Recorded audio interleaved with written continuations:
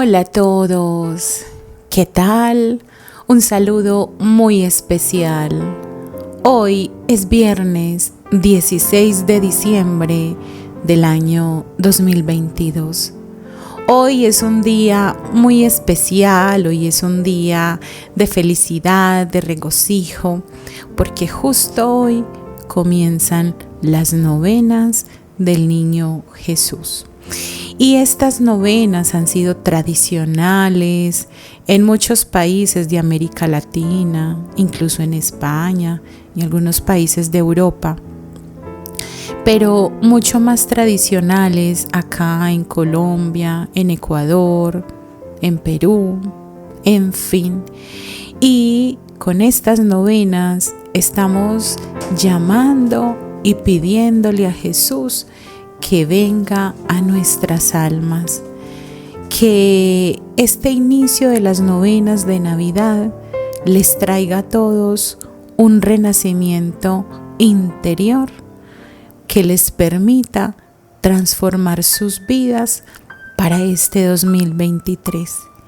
Y bueno, todavía estás a tiempo de que compres tus meditaciones, estas 9 meditaciones canalizadas, inspiradas por los ángeles, inspiradas en la novena de Navidad, pero también con una gran profundización, porque en estas novenas de Navidad tú vas a recibir sanación de todo tu proceso de gestación.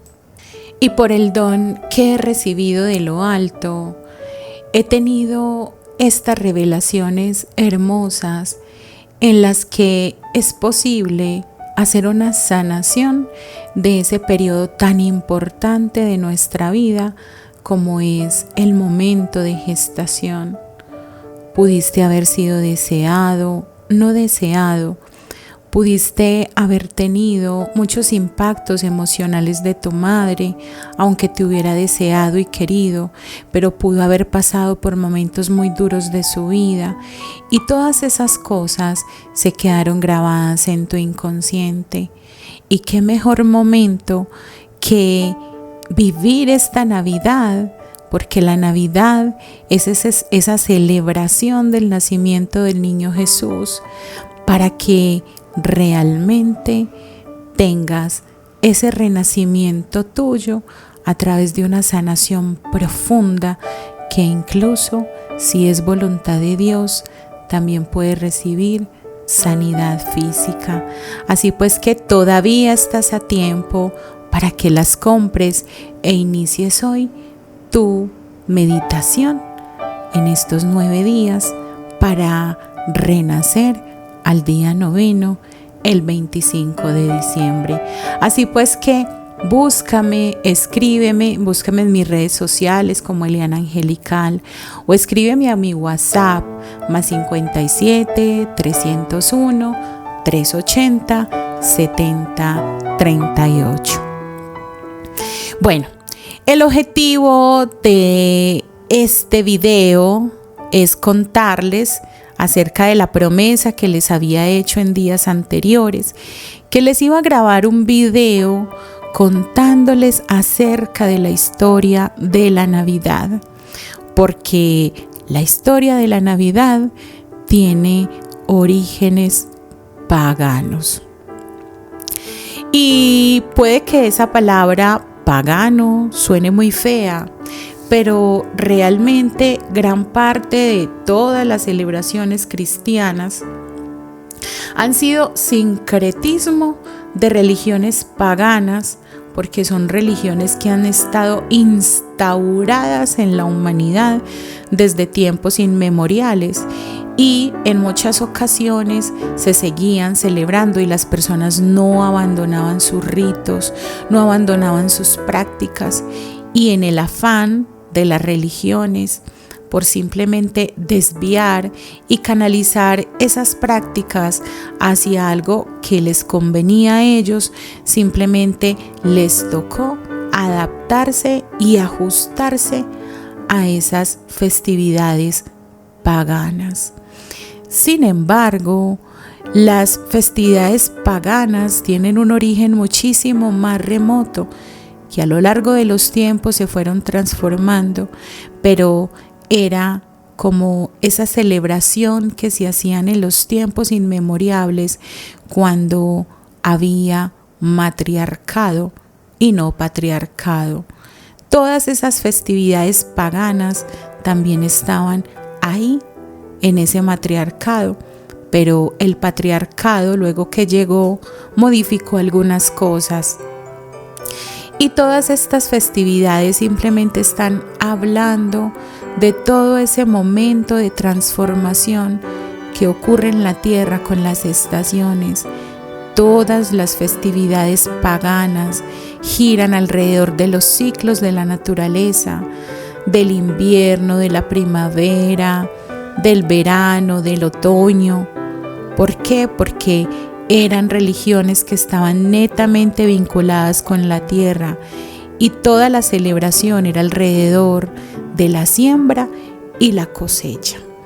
Por eso, en esta festividad de invierno son las cosechas y por eso también se usa dar regalos, porque es el momento en que hay abundancia, porque hay granos que se recogieron, porque se trabajó todo el año y porque se recibe el pago y la cosecha por todo lo trabajado. Y también es entender que hay unas construcciones en la humanidad que son arquetípicas. Entonces le quitaríamos ese nombre tan feo de pagano y decir, es un arquetipo que se repite. Y el arquetipo más importante que se repite es que hay un héroe, hay un Dios que pasa por un momento de muerte, de nacimiento primero, de cumplir su misión, muere y resucita. Eso es un arquetipo que se repite constantemente en todas las religiones, no solamente en el cristianismo. Lo que sucede es que Jesús sí nació, murió y resucitó literalmente. En las otras construcciones simplemente fueron construcciones imaginándose un Dios que vivía todos esos avatares y todas esas situaciones y finalmente se transformaba, resucitaba. Esta fiesta de la Navidad está evocando muchísimo ese tema del sol invicto que justamente se comienza a celebrar con el solsticio de invierno, donde las noches son más largas que el día. Pero días después que pasa eso, son como 9 o 10 días, efectivamente el sol otra vez está de vuelta y por eso se dice que el sol quedó invicto, porque triunfó la luz sobre la oscuridad. Eso también es un arquetipo y por eso nosotros los cristianos estamos muy felices de celebrar también en resonancia con los procesos de la naturaleza ese sol invicto, ese Jesús que triunfó por encima de las tinieblas y viene a traernos la salvación. Y hay muchas tradiciones antiguas de las que les voy a hablar, porque es muy importante que comprendan de dónde viene esto y cuál fue el origen para que llegáramos a este punto. Y quiero hacerles ese viaje y ese recorrido para que al menos sepan por qué están celebrando la Navidad y cuál es su origen. Para hacerles este recorrido me he inspirado en un libro que se llama El origen de la Navidad de Alfredo Martorell. Y este es un libro muy sencillo, muy fácil de leer, pues para los que les gusta leer, lo encuentran en internet, búsquenlo. Es muy rico de leer, sencillo y es cortico. Entonces, este autor comienza diciendo que es imposible que la Navidad, o sea, el nacimiento de Jesús, haya ocurrido el 25 de diciembre, porque para esas fechas, en ese lugar del mundo, hay invierno. Y según se narra en el Evangelio, los pastores estaban a cielo abierto en la noche. Y eso lo único que evoca es la época primaveral. El nacimiento de Jesús pudo haber ocurrido en primavera, aunque no hay fechas exactas porque en la historia se han hecho bastantes elucubraciones acerca de la fecha. Lo más probable es que sí sea en la primavera, pero bueno, ya llegará el momento en que descubramos cuál es la fecha real. Sin embargo, en resonancia con toda la elaboración de la humanidad y sobre todo en resonancia con los ciclos de la naturaleza, pues qué rico sentir que ese sol invicto justamente es Jesús, que vence las tinieblas y nos trae la luz y nos permite que tengamos ese renacimiento. Por eso esta época del año, a nivel energético y a nivel astrológico, es tan importante para que nosotros comencemos ese proceso de transformación y de renacimiento interior.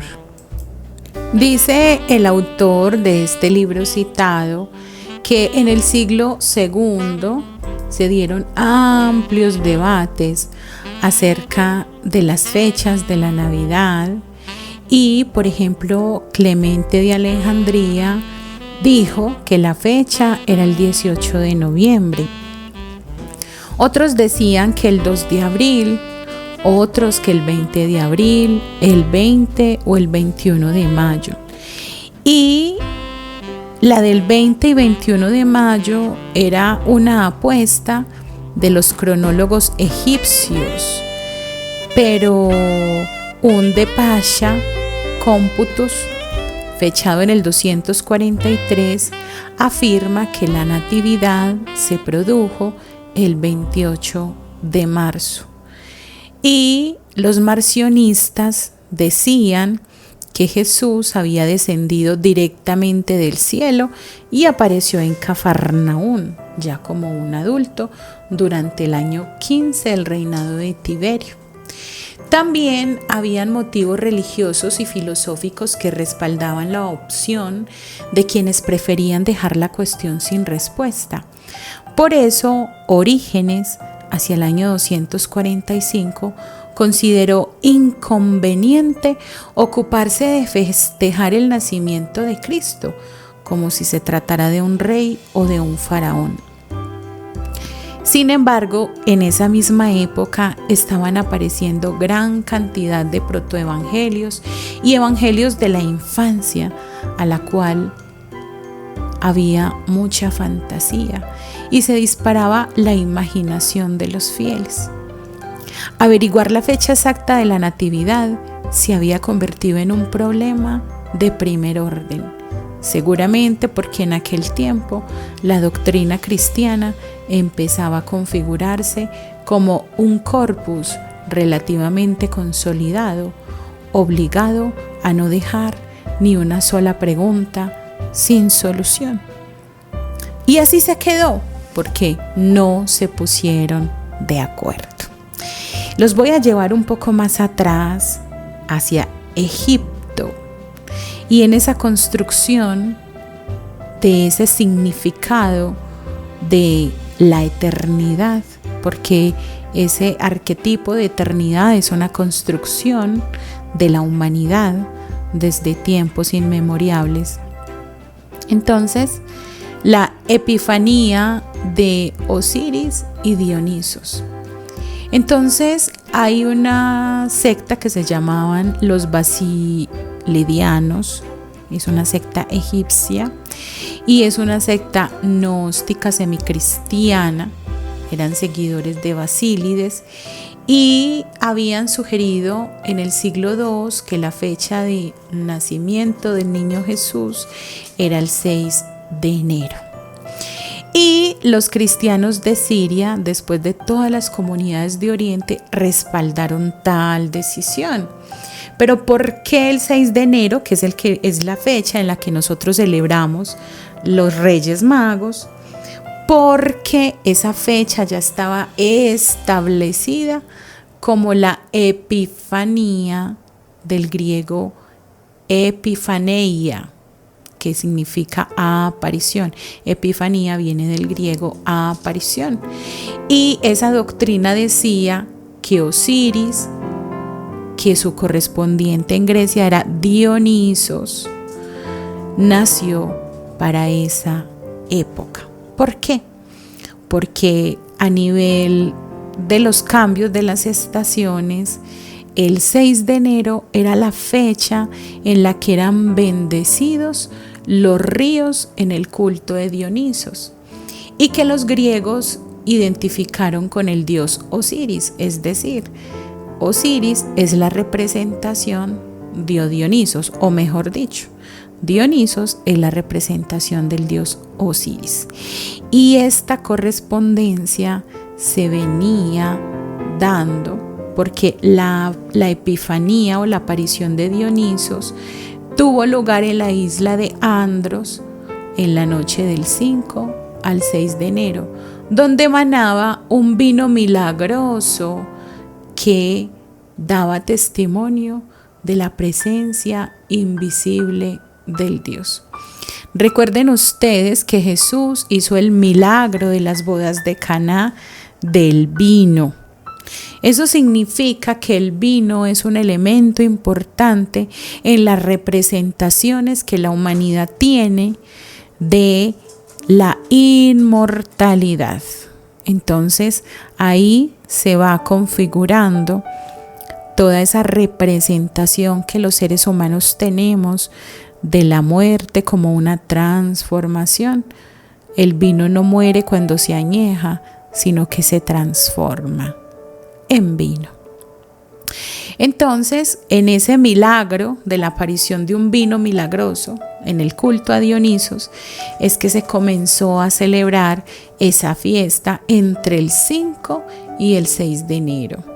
Entonces, en esa fiesta había un culto, un rito donde había un periodo de duelo, donde se lloraba al dios muerto que se moría en la época del solsticio de invierno y luego renace y resucita luego de los días siguientes, que eso representa el sol invicto, y reaparece de las aguas. Pues el dios Osiris reaparecía de las aguas y se hacían vino, o sea, las aguas del Nilo, cuando reaparecía Osiris, se convertían en vino. Y todo el mundo greco-oriental celebraba esta fecha en épocas semejantes. ¿Pero por qué? Porque estaban evocando estas fiestas en las que el dios moría cuando estaba el solsticio de invierno y reaparecía días después, renacido y resucitado. También en estas fiestas se evoca también la presencia femenina en las fiestas de la Epifanía, porque bajo el vino santo de Dionisos, Isis alumbraba a Harpócrates, el sol que volvía a nacer. Y en la astrología de la antigüedad, el 6 de enero marcaba el momento en que el sol salía por la constelación de la Virgen. Miren ustedes qué hermosura el hecho de saber que hasta desde la astrología, para esa época del 6 de enero, el sol era el que salía por la constelación de la Virgen, es decir, el Salvador venía a través de una virgen. Por eso estas fechas son tan importantes. Y en Alejandría se celebraban las fiestas o ceremonias en el templo de la Virgen, el Coreión, pues la Virgen había dado a luz a su hijo Aión, el Eterno, homólogo de Dionisos y Osiris. Este último rito es particularmente interesante. Tras una vigilia de plegarias, los fieles bajaban a una cripta para retirar una estatua de un niño recién nacido que exhibía en la frente, las manos y las rodillas las marcas de una cruz y una estrella de oro. Los fieles proclamaban: la Virgen ha dado a luz, ahora crecerá la luz. La Virgen, el carácter sagrado de la Madre de Dios, ignorado y en ocasiones hasta negado en el ámbito judeocristiano, es una aportación específicamente europea al universo religioso del catolicismo. Isidro Palacios ha dedicado amplias páginas a interpretar el significado profundo de la Dama, apariciones de la Virgen, temas de hoy, 1994. Retengamos el dato porque luego volveremos a toparnos con otras damas que pueblan el paisaje navideño. Así pues, la celebración de la fiesta de Aión tenía una connotación bastante importante y tenía una celebración cívica. Por ejemplo, Alejandro Magno había fundado Alejandría en el año 331 y para asegurar la eternidad de la ciudad la había consagrado a Aión, el Eterno.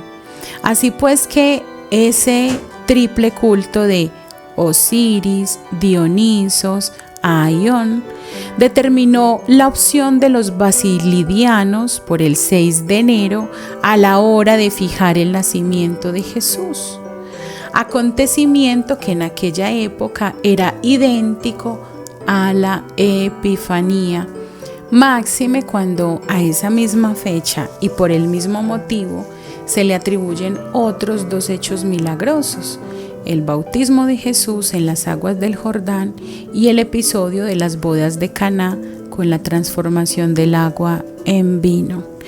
Estos episodios del culto cristiano guardan una clara relación ritual con las ceremonias acuáticas en el Nilo de Osiris, que era igualmente hijo de un dios y una mortal, como explica Luciano en Diálogos 9:2, y con la tradición griega y egipcia que conmemora las nupcias del dios solar y las aguas, incluida la transformación de estas en vino. Pero no era solo cuestión de gnósticos como los basilidianos. En el cristianismo oriental de los primeros tiempos, la identificación del Cristo con el sol es una constante. Hasta el año 170, Melitón de Sardes, obispo de Lidia, había comparado inequívocamente a Cristo con Helios, el dios sol. Si el sol con las estrellas y la luna se bañan en el océano, ¿cómo no iba Cristo a ser bautizado en el Jordán? El Rey del cielo, príncipe de la creación, el sol levante que apareció también ante los muertos del Hades y los muertos de la tierra, ha ido como un verdadero Helios hacia las alturas del cielo. Y esto es muy hermoso, esto es muy bello. Eso lo dijo Melitón de Sardes, obispo de Lidia. Y es cierto, todo lo que se había construido antes de la llegada de Cristo, y estos dioses, Osiris, Dionisos, son la prefiguración de el verdadero Salvador de nosotros, el verdadero Salvador de la humanidad, que es Jesús. Para que algo se manifieste, primero tienen que haber construcciones, representaciones, construcciones arquetípicas para que todo esto acontezca. Y Jesús es la representación real de lo que antes era simplemente una creación humana y se convirtió en una realidad para la humanidad. El sentir que todo un Dios vino realmente a salvarnos y a rescatarnos. También en el siglo IV, y empujado por la fuerza de esta memoria mítica, todo el oriente cristiano ya estaba celebrando el nacimiento de Jesús el 6 de enero. Y en el 386 se ha decidido oficialmente que las dos grandes fiestas cristianas son la Pascua y la Epifanía. Un año antes, el Papa Ciricio, recién entronizado en la silla de Pedro, había calificado la fecha del 6 de enero como natalicia. Entonces nos estamos encontrando entre un fenómeno que los antropólogos conocen como sincretismo, que es la conjunción de dos o más rasgos culturales de origen diferente que dan un lugar a un nuevo hecho cultural.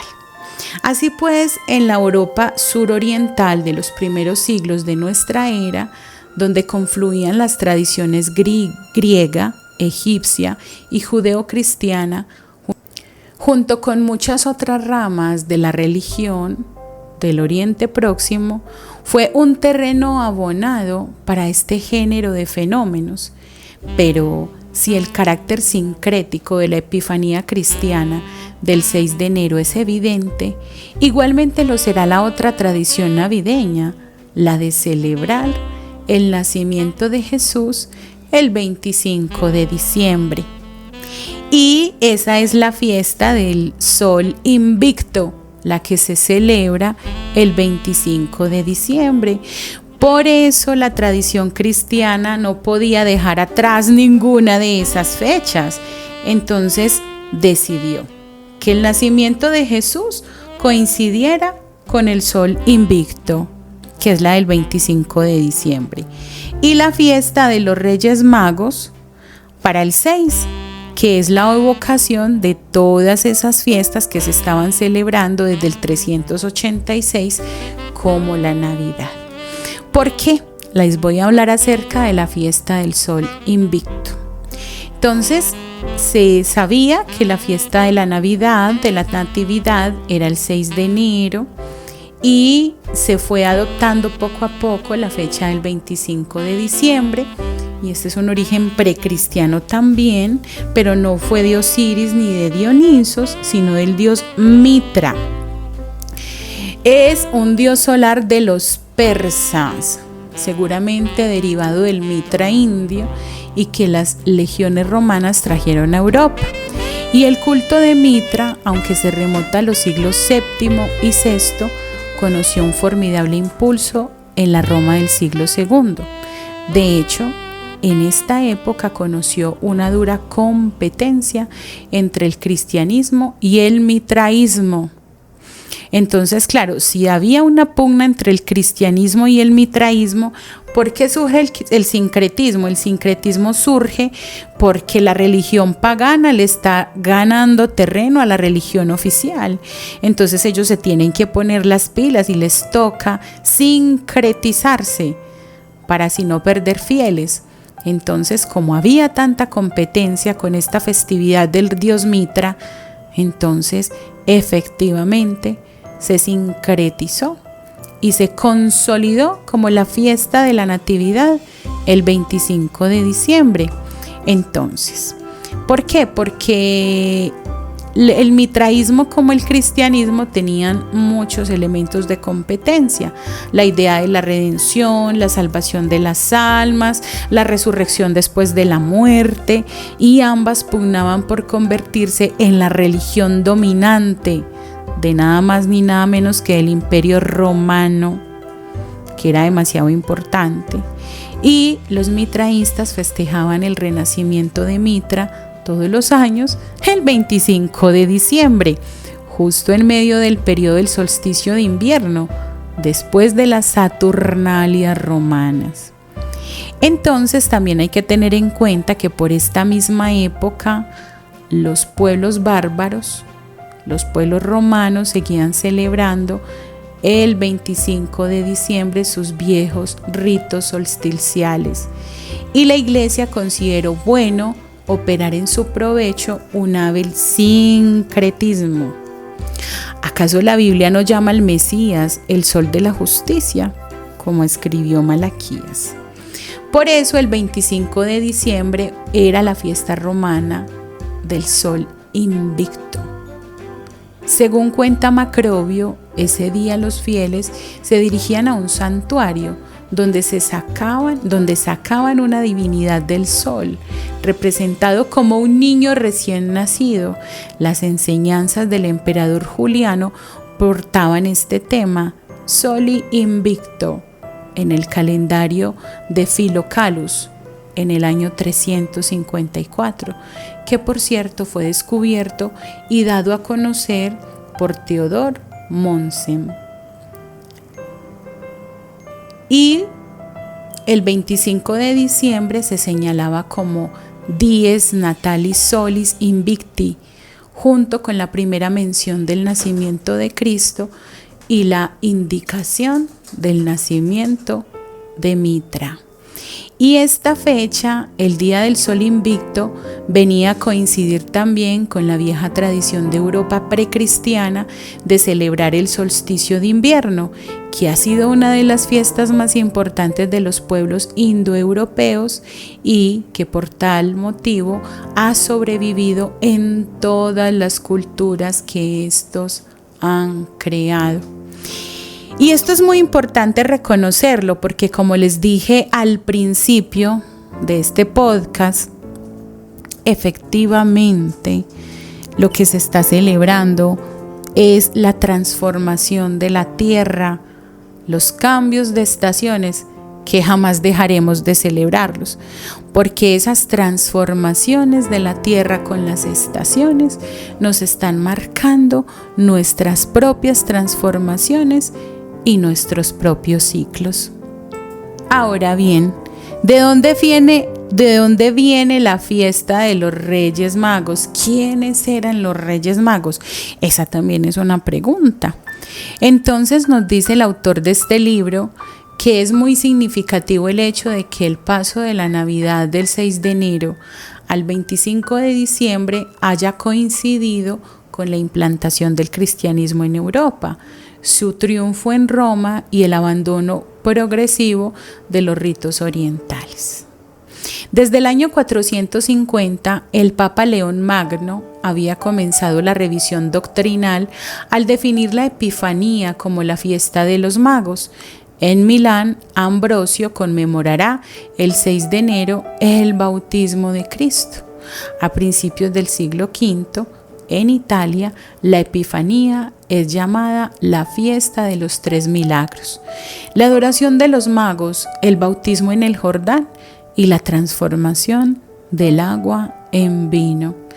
La aparición de estos personajes, los Reyes Magos o Magos de Oriente, merece una mención aparte porque constituye también un claro ejemplo de sincretismo.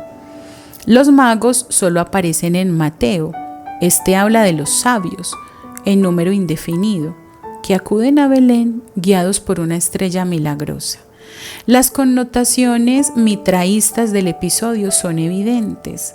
El empleo de la palabra magi, magos, de origen indoeuropeo, permite descubrir una clara alusión a los sacerdotes persas, adoradores de Mitra. Estos, en una época del nacimiento de Jesús, mantenían el culto en Jerusalén y parecen haber gozado de una notable influencia. Conviene saber, por otra parte, que Mitra, nacido el 25 de diciembre, fue también adorado por pastores que le llevaron ofrendas, es decir, el mismo episodio que encontramos en Lucas. Respecto a la estrella, caben las hipótesis más dispares.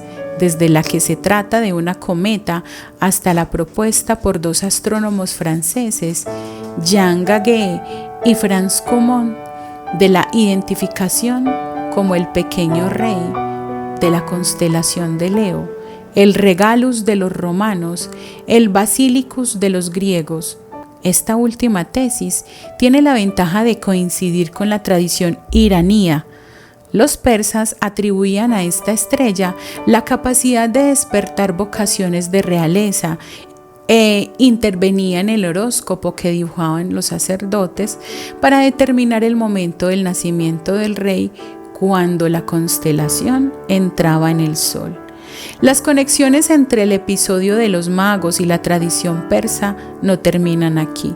En una versión árabe de los evangelios descubrimos el siguiente pasaje: «Ved cómo los magos vinieron de Oriente a Jerusalén, según predijo Zoroastro».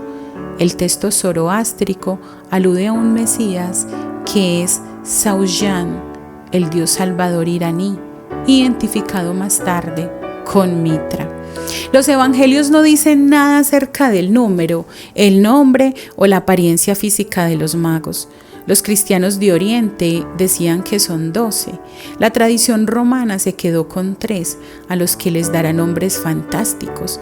El título de reyes parece haberse añadido tardíamente para que la tradición y el evangelio concordaran con las profecías judías.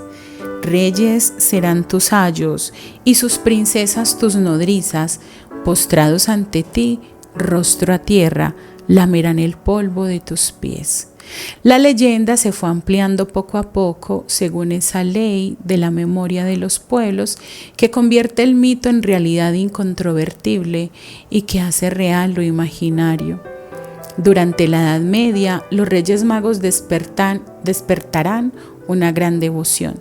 Se supone que sus reliquias fueron trasladadas en el siglo VI desde Constantinopla hasta Milán en el año 1164. El emperador Federico Barbarroja las hizo transportar a la Catedral de Colonia, donde aún reposan. Ahora bien, esta fiesta de los Reyes Magos, que es el 6 de enero, queda notablemente disminuida respecto a la fecha de la nueva Navidad. Para facilitar el cambio de fechas, la Iglesia recurrirá a un desdoblamiento doctrinal. La Navidad, el 25 de diciembre, conmemora el nacimiento físico de Jesús, Natalis in carne. La Epifanía, el 6 de enero, celebra el segundo nacimiento espiritual de Cristo, simbolizada por el bautismo en las aguas del Jordán. Esto no dejará de producir violentos conflictos entre las iglesias latina y oriental. Las comunidades de Siria y Armenia declararán desde el primer momento su horror por la elección de un día como el 25 de diciembre, reconocido como marcadamente pagano. Acusarán a los occidentales de idolatría y seguirán fieles al 6 de enero, olvidando que esta fecha, la escogida por los seguidores de Basílides, también era de origen pagano. Otra de las tradiciones típicas navideñas es la del banquete.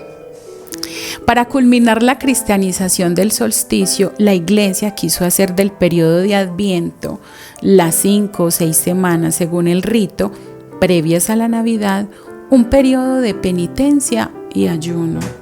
El Papa Gregorio Magno, a principios del siglo VII, predicó una serie de homilías en este sentido, pero su éxito fue muy limitado.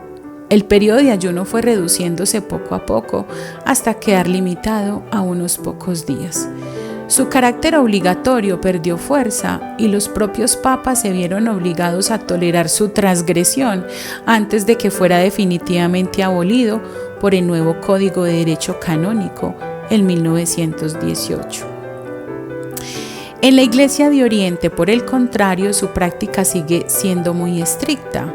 Y es que las semanas previas a la Navidad en Europa han sido siempre un periodo de alegría y alborozo, de gozosa preparación a la fiesta sin carácter expiatorio.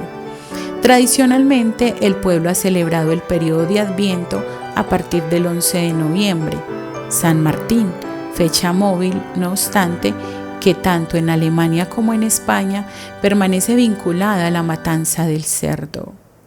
El cerdo, de hecho, ha sido el manjar emblemático de la Navidad hasta que los españoles introdujeron en Europa el pavo, procedente de México.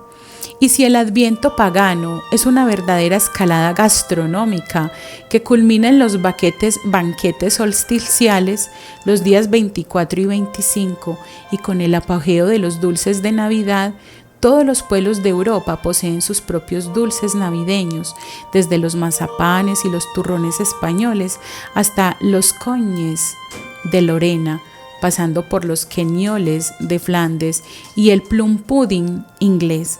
Es una costumbre antiquísima.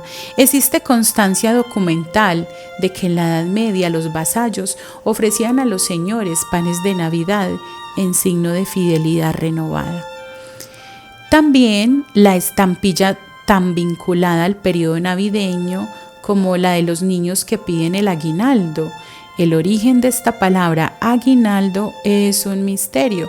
En castellano antiguo se decía aguilaldo y a la Real Academia Española lo hace derivar del latín hoc in anno. En francés se dice aguilaneuf, en dialecto gascón, aguiloné, pero en bretón recibe el nombre de aguinaneu, lo cual ha hecho pensar en el origen céltico del término. Su campo semántico es siempre el mismo, un coro, ya de niños, ya de pobres, que en los días de Navidad pide limosna en casa en casa.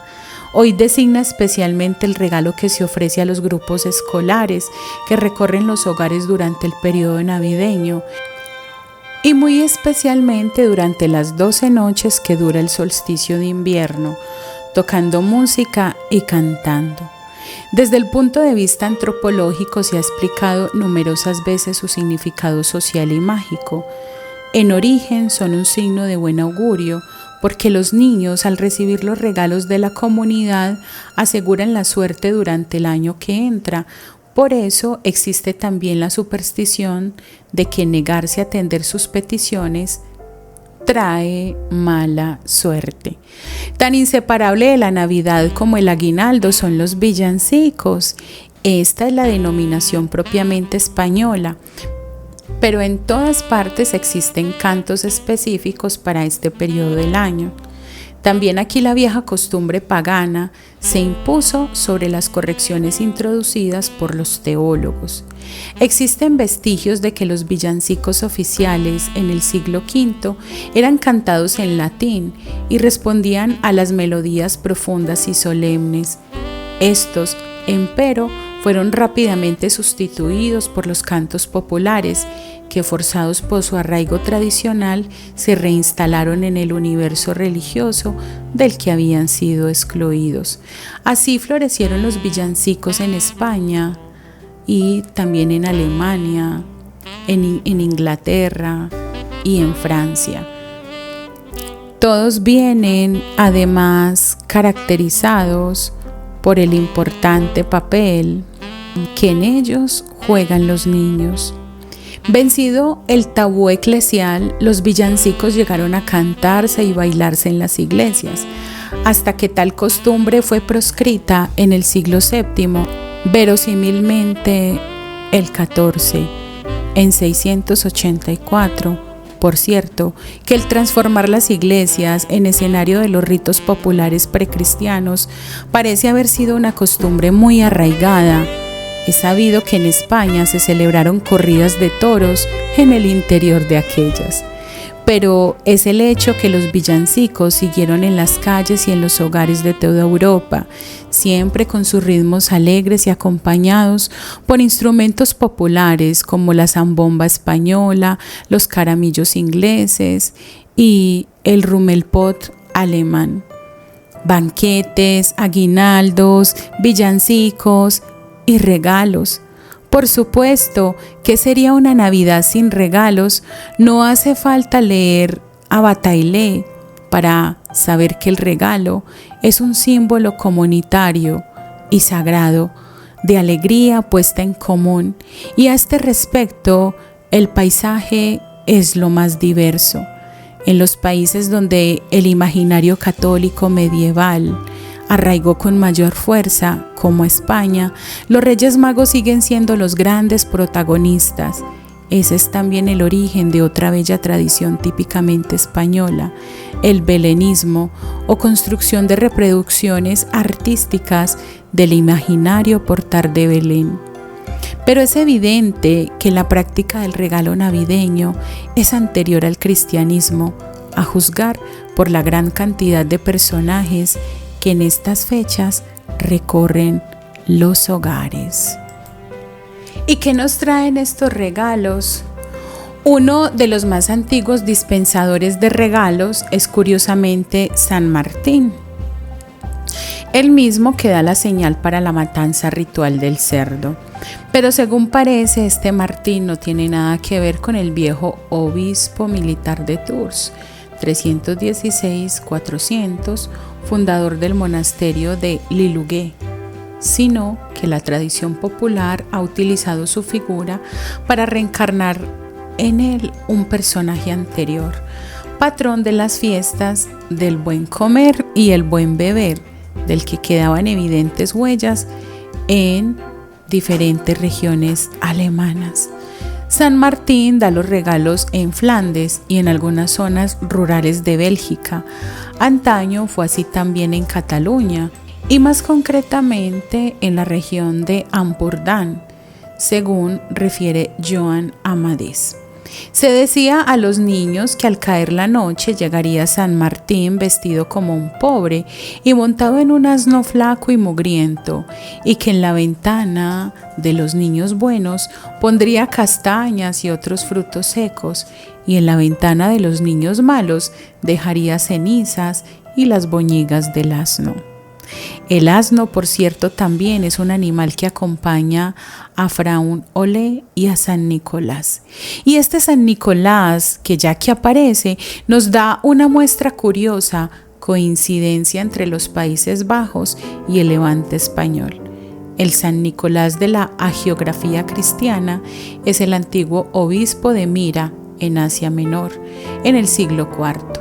Su fiesta, el 6 de diciembre, o era el gran día infantil de los regalos, es una gran parte de la centroeuropea, donde la llegada de San Nicolás, Santa Claus, marca el inicio del periodo de Adviento.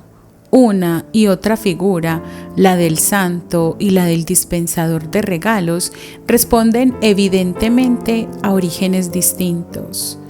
Tras el nombre de Santa Claus se oculta la figura del dios pagano germánico Thor, cuya leyenda ha pasado al viejo obispo en la presentación moderna de San Nicolás. Para nuestros antepasados paganos, el dios más alegre y mejor que nunca dañaba a los humanos, sino que los ayudaba y protegía. En cada casa se le consagraba un lugar especial ante el altar y se decía que descendía por la chimenea en su elemento, el fuego. Pero este origen germánico se complica si tenemos en cuenta que en la tradición popular de los Países Bajos se dice que San Nicolás viene de España. Es solo un recuerdo de la época imperial. El antropólogo José Antonio Jauregui, en su conversación personal, nos confió hace pocas fechas su descubrimiento de que hacia los siglos XV o XVI existía pareja fiesta de San Nicolás en Valencia, lugar de escasísima presencia germánica. Es la misma fiesta. Tal vez el actual San Nicolás centroeuropeo es una mistura de elementos germánicos y otros mediterráneos aportados por los soldados españoles. Misterio en todo caso, lo seguro es que no se trata del obispo de Mira. Una variante muy interesante a este respecto es la que protagonizan las figuras femeninas. En el norte de Italia goza de gran popularidad el hada Befana. En ciertas regiones de Francia, los regalos los trae la Tante Ari. en Rusia babushka, en el sur de Alemania el hada Berchta o Berchta. Aparece durante la época del solsticio para proteger a los niños.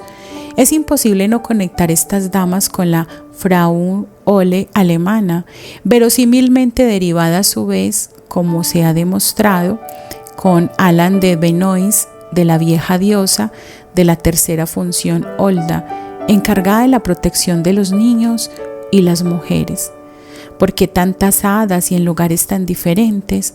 Volvamos al testimonio de Beda el Venerable. Los antiguos pueblos de Inglaterra hacen comenzar el año 25 de diciembre, el día en que nosotros celebramos el nacimiento del Señor, y esa misma noche que para nosotros es tan sagrada, ellos la llaman Modranich, es decir, la noche de las madres. Estas madres, celebradas en Navidad, según interpretación hoy comúnmente admitida, serían antiguas divinidades benefactoras que habrían sobrevivido en los mencionados personajes navideños. El linaje precristiano de esta figura quedaría confirmado por algunas de las leyendas que acompañan a estas damas. Así, la de babushka rusa se dice que en los primeros tiempos sufrió la maldición de los obispos. También, Frau Ole está vinculada al viejo rito de la casa salvaje de Hotman, identificado por la Iglesia como el diablo, rito del cual, por cierto, existe un eco en la tradición gallega, el de los gigantescos jinetes que viven en el fondo del Valle de Monterrey y en Orense, y que el día del fin del mundo saldrán con sus caballos librando descomunal batalla con los hombres de la superficie. Con todo esto, y a pesar del enorme interés de esta presencia femenina en los regalos rituales navideños, la figura predominante es masculina. La babushka rusa va siempre acompañada, cuando no simplemente sustituida, por Frost, el hielo o Padre Invierno. Por cierto, que en la Borgoña existe un homólogo suyo, el Padre Enero. En otros lugares, como en el País Vasco, en el Olenzaro, quien da los regalos, el Olenzaro entronca directamente con las figuras aquí descritas, pero representa una característica muy particular, representado como un muñeco de paja o madera ataviado con la vestimenta típica de los campesinos de la zona. Y hoy en día, como es bien sabido, el mayor regalador es Papá Noel, figura en la que confluyen los rasgos del paternalismo, la bondad, el banquete y el descenso por la chimenea, entre otros elementos característicos de las figuras antes mencionadas. Muchos piensan que la moda de Papá Noel forma parte del colonialismo cultural norteamericano.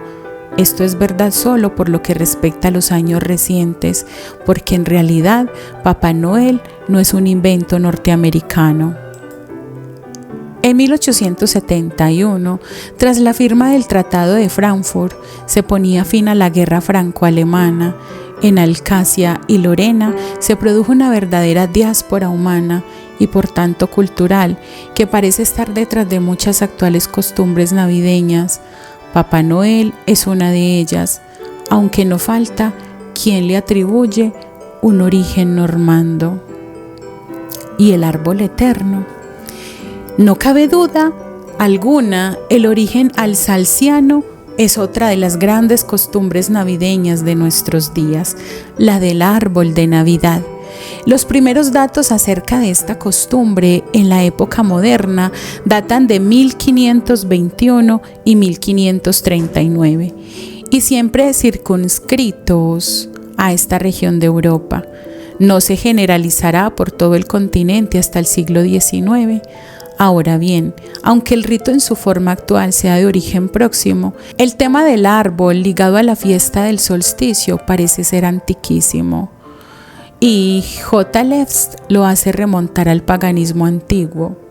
Parece claro que no hay ningún rastro cristiano en él. En la simbólica cristiana, el único árbol conocido es el árbol del jardín del Edén. del que Adán comió como fruto prohibido, desobedeciendo a Yahvé.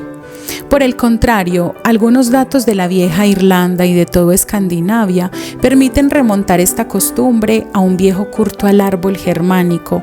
Hoy se admite con M. Shavuot que en los tiempos paganos, en las fiestas de Jul, celebradas a final de diciembre, en honor del retorno de la tierra hacia el sol, se plantaba ante la casa un abeto del que colgaban antorchas y cintas de colores.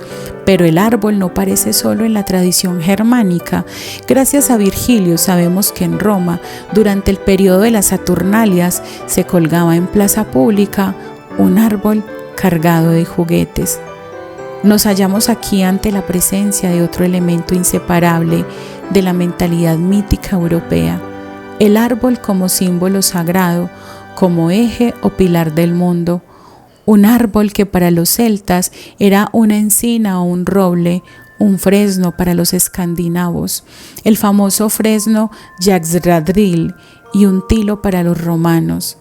El árbol con una impresionante estructura, sus hojas, su tronco y sus raíces, es una representación del cosmos y de su organización.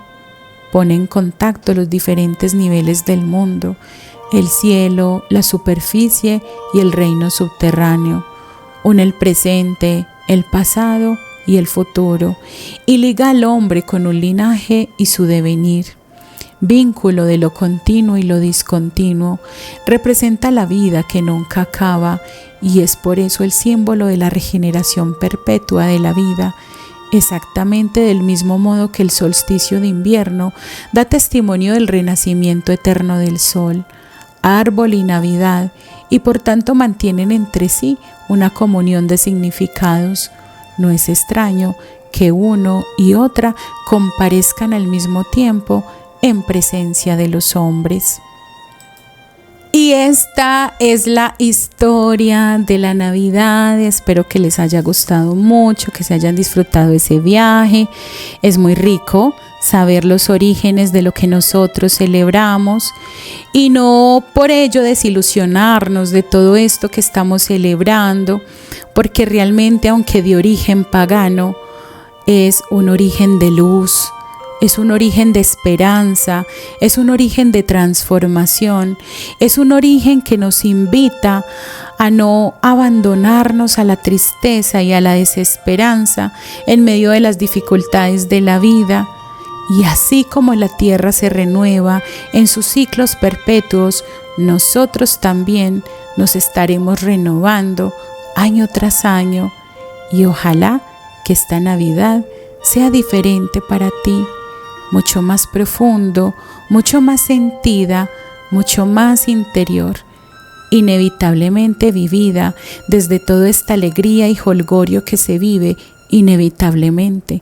Ya sabemos que son tradiciones muy arraigadas que definitivamente, posiblemente nunca desaparezcan de la humanidad, pero también la invitación es a vivirla de un modo interior, profundo, y anímate a hacer estas meditaciones que sé que te van a sanar esa etapa tan importante de tu vida como es tu gestación, y de sentir que realmente ese sol invicto, ese sol que resucita en tu corazón y renace, podrá hacerlo de una manera real este 25 de diciembre. Disfrútense muchísimo estos 9 días y que toda esta fiesta de los villancicos, de las novenas, les traigan muchas bendiciones y muchos regalos para todos. Les mando un gran abrazo.